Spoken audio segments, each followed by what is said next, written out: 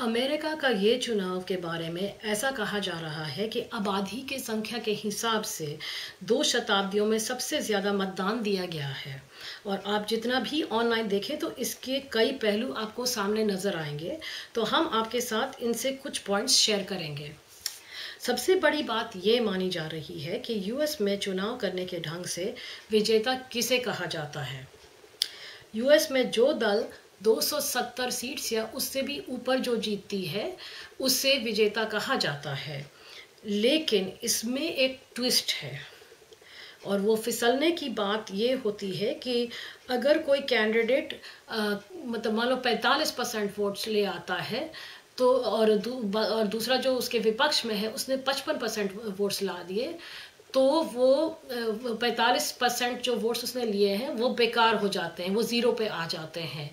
तो जो 55% जिसने वोट्स लाए हैं उसी की जीत हो जाती है।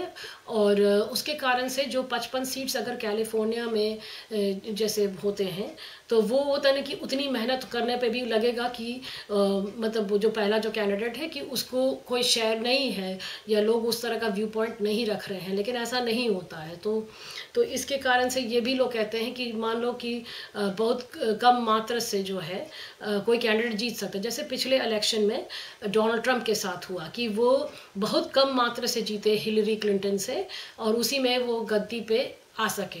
दूसरे पहलू इस सिस्टम के ये भी हैं कि जो पार्टी सत्ते में है उसको पोलिंग बूथ्स या वोटिंग बूथ्स तय करने को मिलता कि कहाँ पे वो रखेंगे।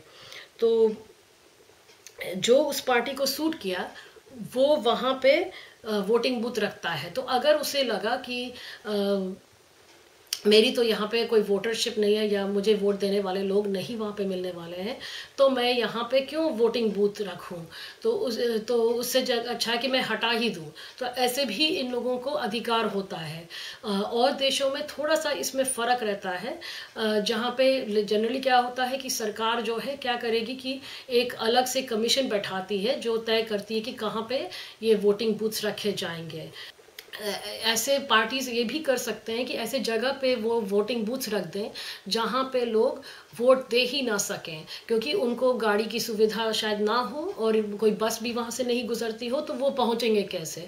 तो कई बार ये भी होता है स्ट्रैटेजी कि हम इसीलिए नहीं जीतते क्योंकि हम बढ़िया हैं, हम इसीलिए जीतते हैं क्योंकि किसी को अवसर नहीं मिला मतदान देने का। तो ये भी लोगों ने बहुत शिकायत की है अमेरिका में। और एक और बात ये भी निकलती है कि यहाँ पे किसे एलिजिबल वोटर माना जाता है, यानी कि कौन है वो व्यक्ति जो मतदान दे सकता है। इसका भी इन्होंने माने कैसे रखा है, ये भी लोग कहते हैं कि एक मुद्दा अपने आप में है। तो ये सबको नज़र रखते हुए लोगों को ऐसा शायद लगा होगा कि जितना ज़्यादा वो वोट्स देंगे या मतदान देंगे तो उतना ही चांस बढ़ता है कि इन कमियों से आगे देश बढ़ सकता है।